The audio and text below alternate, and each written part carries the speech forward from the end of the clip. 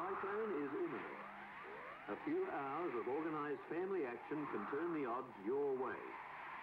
We present this advice from the Darwin Weather Bureau and the Northern Territory Emergency Services Organisation as a community service for top-end listeners. Make sure your communications are secure.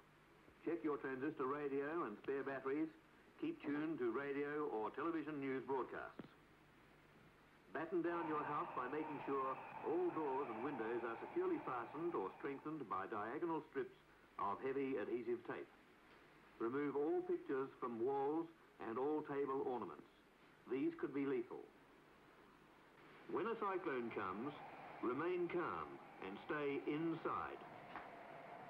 Additional protection may be obtained by sheltering under tables or beds, especially for young children. Only go under elevated houses as a last resort. If your home is a caravan, you should seek more substantial shelter. If the building shows signs of breaking up, stand in doorways or shelter in the bathroom. Keep listening to Weather Bureau messages in case the cyclone curves back.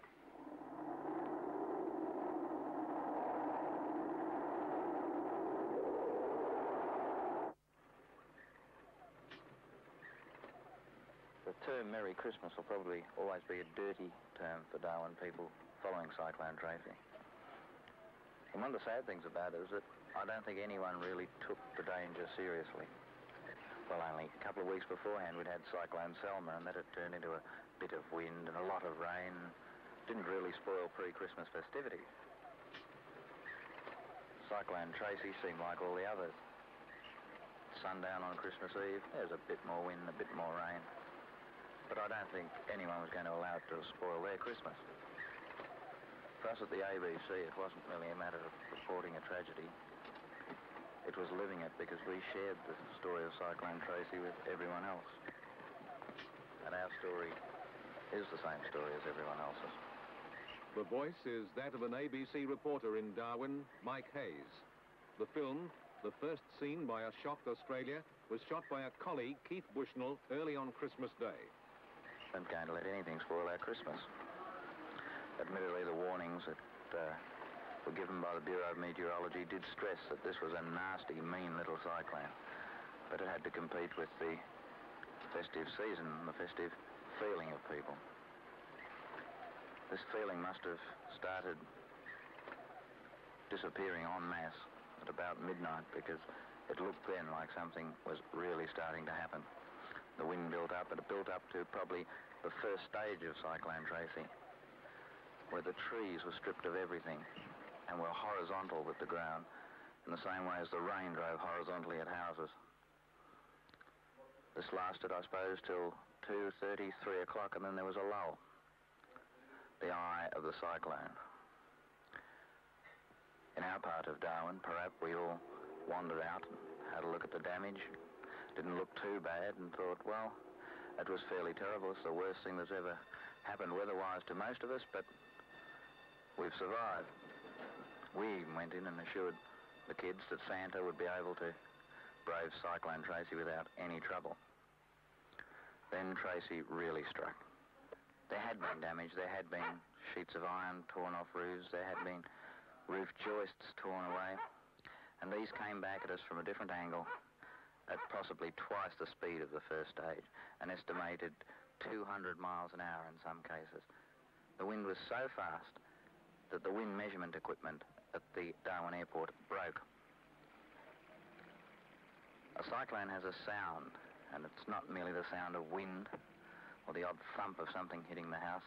It's perhaps the most terrifying sound 40,000 Australians have ever heard, the sound of literally millions of sheets of corrugated iron being scraped across the ground at 200 miles an hour to thump into rather flimsily built fiberboard buildings. And this is where the damage was caused. I was instantly reminded, and other people have been too, of the similarity to the first shots of atom bomb attacks on the two cities in Japan. Later in the day, we checked out the worst area, the devastated northern suburbs. Here, houses had literally exploded off their piers. People had been left sitting on bare floorboards or in the concrete storage sheds under the piers. or worse still, were trapped. One big worry about Cyclone Tracy was that we felt that the people down south didn't know that we were in trouble, that they were enjoying Christmas quite unaware that we'd been wiped out.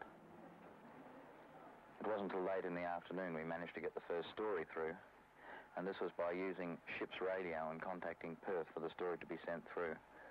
It took almost 4 hours to establish radio contact with Perth.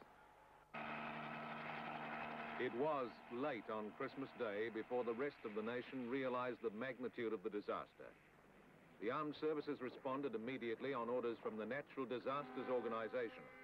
Its chief, Major General Stretton, flew to Darwin to take charge. The Air Force began a massive airlift. The Army flew in engineers and signallers, and in Sydney, the Navy readied for sea.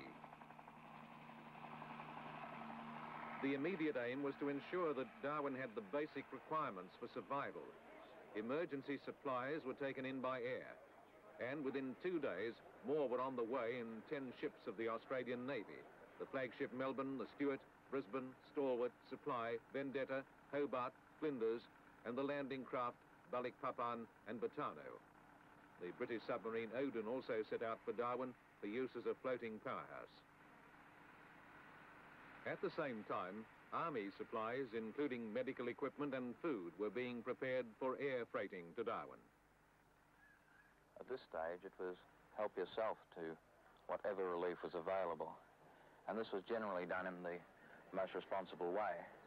In fact, the large emergency centres established at places like Casuarina High School were set up by private citizens actually entering the high schools and opening them up so they could become refugee camps. At the moment, we're reasonably all right for doctors. There's a lot of doctors in Darwin. They've all rallied round. So have the sisters. But it's becoming difficult to deploy people because we haven't got the transport to shift them around the place. Today out here, we're hoping to lift off most of our population. But last night we had about 3,000, and we're hoping that at least 1,000 of us will get out today.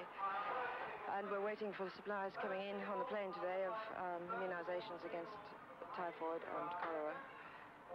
Otherwise, the medical supplies have been adequate, and we're doing all right. We got a lot of the little babies out yesterday, so that we're not in any danger of deaths from gastroenteritis, though it could get pretty uncomfortable. We've been out to our leprosarium. Our sisters run the government leprosarium, or they work for the government, and there are still about 80 natives out there, 80 lepers. And what did the cyclone do to it? Well, it's really a write-off, and I don't think they intend doing very much. It can't be restored, really. It'll have to be just bulldozed. A giant American Starlifter joined the many Australian Air Force and civilian aircraft taking supplies to Darwin and then flying out refugees. Medical supplies were given priority. The situation in Darwin was reported tense, but under control, with no breakdown in health. The Assistant Medical Superintendent at Darwin Hospital, Dr. Jeff Greenaway. The cyclone gradually built up to a crescendo with ever-increasing noise, accompanied by smashing glass and tearing roofs. And then it was quite classical, because in the middle we had a very brief lull, rather than a complete calm, a lull. And then the wind came from the opposite direction with an absolute roar. Most of the damage around the hospital appears to have happened at this time. Windows blew in, roofs tearing off, verandas disappearing, walkways battered, steam pipes burst, oxygen supply pipes damaged, almost paralyzing the hospital services.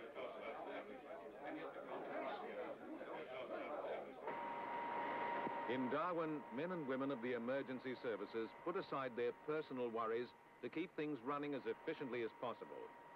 But help came quickly from the south, with the arrival of doctors and nurses, police and service personnel from all over Australia.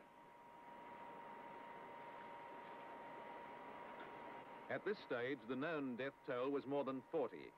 Scores of people were still reported missing, and the search was going on for people buried in the rubble of their homes. One woman, 73 years old, was found alive after being trapped for 4 days. Another Darwin resident to escape with her life on the day of Cyclone Tracy was Mrs. Margaret Dolly. We dived out to the kitchen because the flying sheet of iron off the roof next door flew through the bedroom window. So we made, and the door flew open, and we made a dive for the kitchen. My light went out. My husband had a torch in his hand. I went to get a box of matches to light the light, and the next thing I knew, I was flying out with the refrigerator and the kitchen sink and the cupboards. Where did you land? On the lawn, under the window.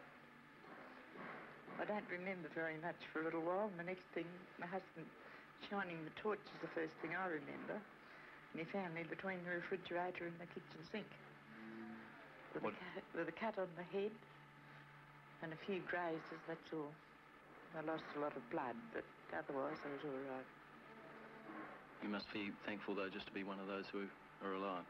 Oh, I am very thankful, because if the refrigerator had landed on top of me, or the kitchen sink. The decision to thin out the population of Darwin led to the biggest civilian airlift in Australia's history. Among the first out were the injured, the vanguard of some 19,500 people brought south in the airlift, which was at full pressure for almost a week.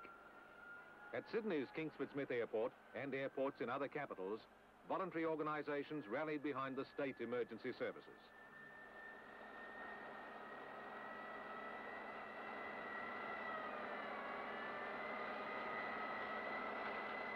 On one day, 40 flights were made from Darwin by military aircraft and jet airliners of Qantas and domestic commercial airlines. At the peak of the airlift, a Qantas jumbo flew out with 674 refugees. It was a world record for a civilian airlift. Sydney's Royal North Shore Hospital received some of the first badly injured victims. They all told of their helplessness in the face of the most destructive winds ever recorded in Australia. A factory storeman, Mr. Bob Jeffries, had been trapped for hours in a collapsed brick building. Other victims were a food company salesman, Mr. Colin Clough, and his 3 children, including his 12-year-old daughter, Kim. Mr. Clough, what happened to you and your family and your house? Well, we were really worried about 1:30, 2 o'clock, when the complete roof of the house just disappeared. So the only thing we could do is to get the children and hop underneath the main bed.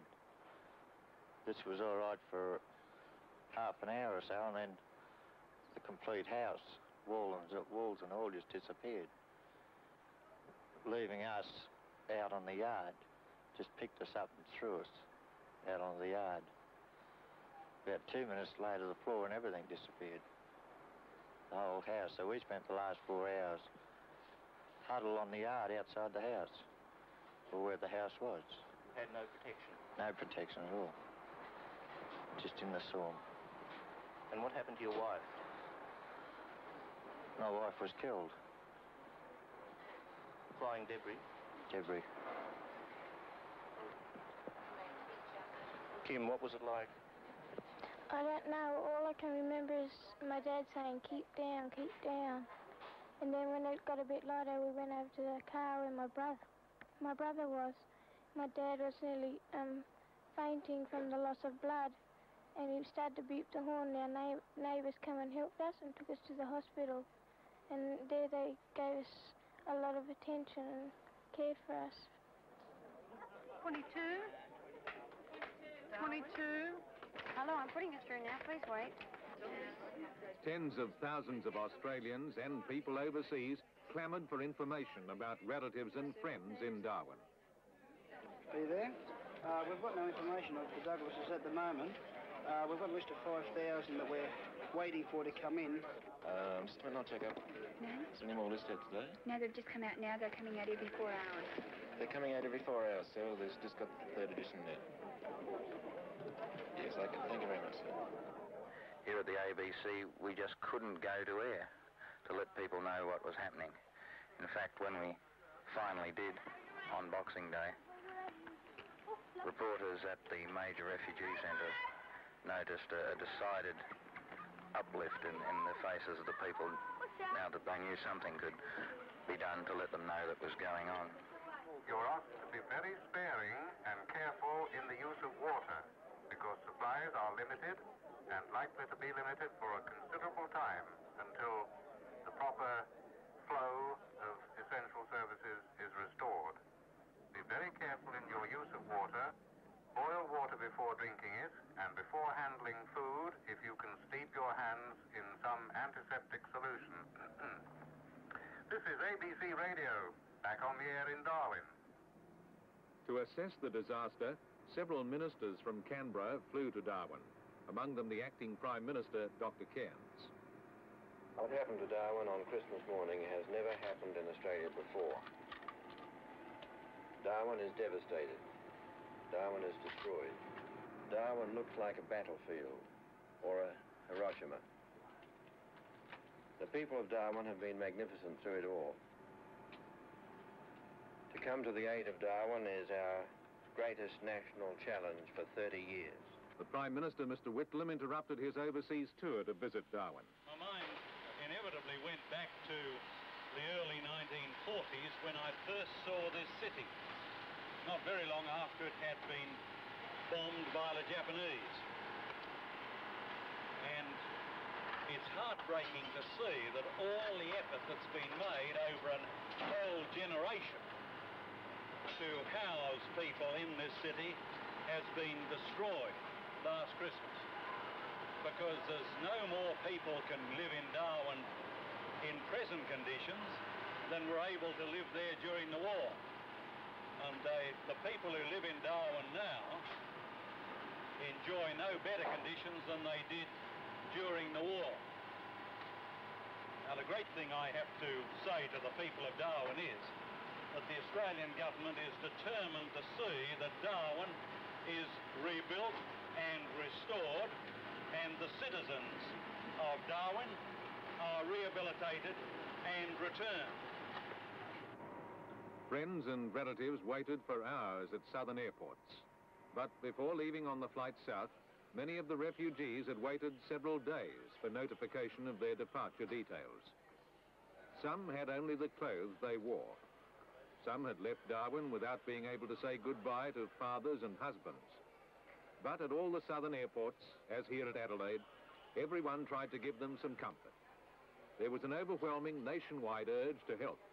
Appeals for food and clothing met with such a generous response that some voluntary organisations had trouble coping with it all. Millions of dollars poured into appeal funds. Families dipped into their Christmas stocks to provide food for the Darwin victims. Many even gave their Christmas cakes.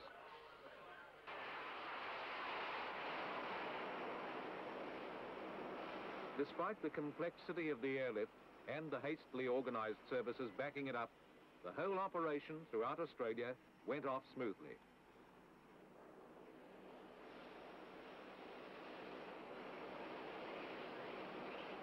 Social workers in Brisbane found themselves faced with some unexpected problems. For example, a great many of the Darwin babies were suffering from nappy rash through lack of clean, dry clothing. It had also been difficult to get water to keep the children clean.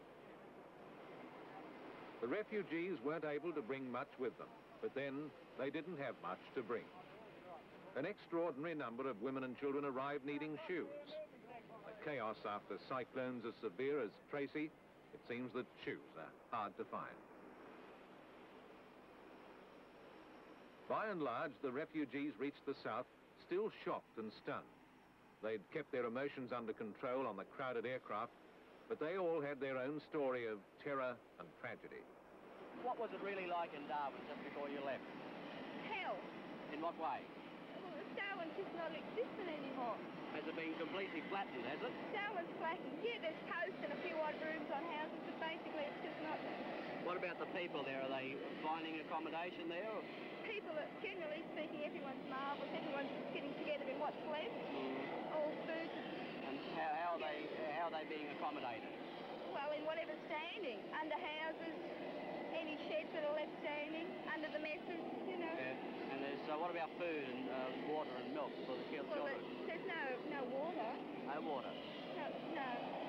Only rain. Well, we managed to catch rainwater. Is there any organised help there? I think everyone's organised themselves fairly well. so much damage at the RAF base? Oh, yes. There's a lot of damage. But we've got, I don't know, maybe men that are so marvellous they're getting together. It's absolutely unbelievable. You just couldn't credit what they've gone through.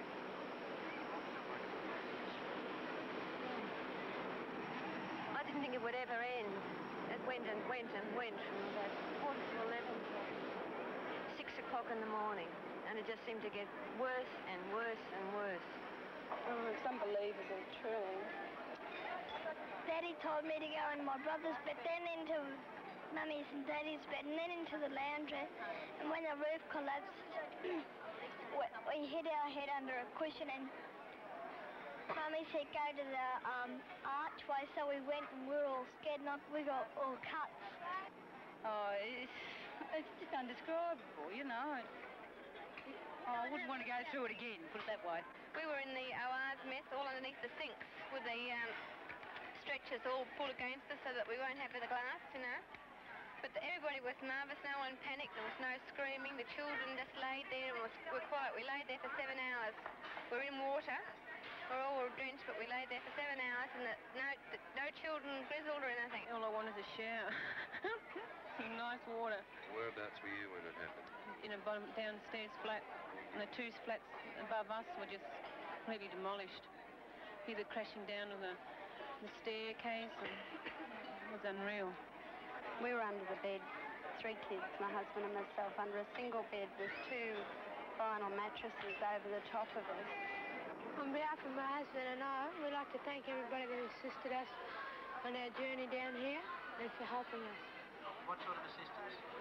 Well, they helped us on the plane and with food and helped with the babies. So it was really great, and we really appreciate it. Where are you going to now? To my husband's uncle in Albert Park. Now, I don't know who he is, but I'm going to meet him in a couple of hours. Do you know how long you're staying there for? Well, we hope to stop about 2 or 3 years until they get some decent houses built up and down. The people of Darwin have already started rebuilding part of their city. But the overall reconstruction plan will be determined by a commission set up by the Australian government. It will be headed by a leading industrialist, Sir Leslie Tees. Estimates of the costs run as high as $600 million.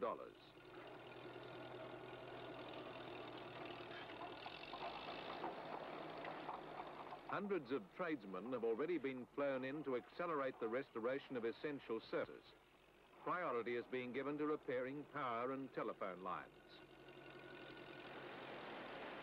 More than 31,000 people have left Darwin either by air or road, reducing the population to about 15,000. By the new year, at least 48 people were known to have died, but the final death toll may not be known for weeks. Less than a week after arriving in Darwin, the civilian head of the Natural Disasters Organization, Major General Stretton, returned control to the local authorities.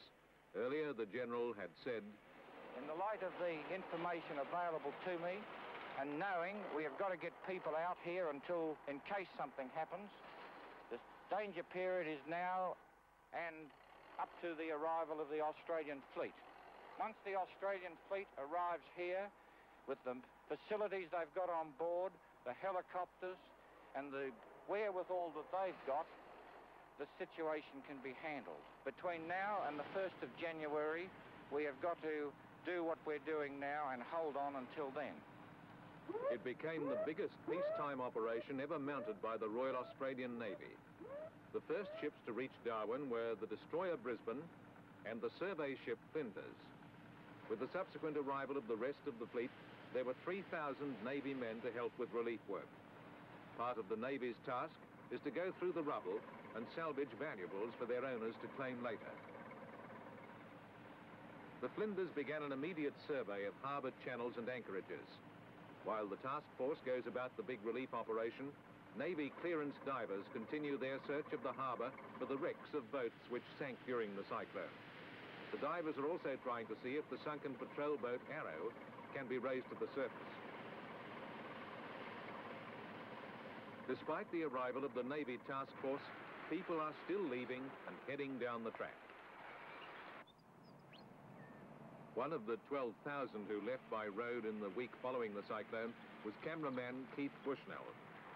When I left Darwin, it was with very mixed feelings, but I was almost sure that there would be much worse to come in the following days. I didn't know how far I was going, but I was just heading south. I suppose you cried to get some attention from somebody, and there's not much point if everybody in every house is in the same state. When we got down to Adelaide River, which is 72 mile out of Darwin, there were tables and chairs and people saying, come and have a cup of tea, a cup of coffee. And I was moved, and I saw people at that stage probably taking a breath and having a cry. And Tennant Creek, and then again I saw people breaking up and letting themselves go for the first time. Yes, I want to go back very much because I'm like the people who are the Darwinites or the Territorians. They believe in it, I believe in it, and I believe that Darwin has a great future. The members of Parliament were there, the government was there. They believe that it has a great future. Everything that can be done will be done to put Darwin back on the map. And we must make this clear that the people in Darwin, many of them, a very large proportion, are identified with Darwin. It's their home, it's their way of life. And we are going to assure them, quite genuinely, that their home and their way of life will continue. Darwin is far too significant in Australian history for it not to exist, but it might be a new city, it might be a redesigned city, it could even be far, far better than before. Darwin has grown quite haphazardly, it hasn't been well designed, and it's vulnerable in many ways, but with careful thought, it can be far better in the future. And what are you going to do now? Well, husband's got to stay here, but they're going to send me south shortly, but I don't know when. And would you come back to Darwin? Definitely. I've been here 27 years. I don't want to leave. Well, this is my last day in what will probably be known in the future as Old Darwin. In the last week or so, incredible things have happened, incredible individual efforts have been made, brave promises of a new Darwin and a safer and better Darwin. These promises have been made in terms of buildings and amenities. Like, I think, a lot of the people who've left, I'm just wondering about the new Darwin. It might be safer, it might be newer, but Darwin was a place of character. It wasn't a very pretty place. It was a place of people with a unique way of life, and I only hope the new Darwin has that character. This is Mike Hayes for ABC News, and the wreckage of what was once a bloody good place to live.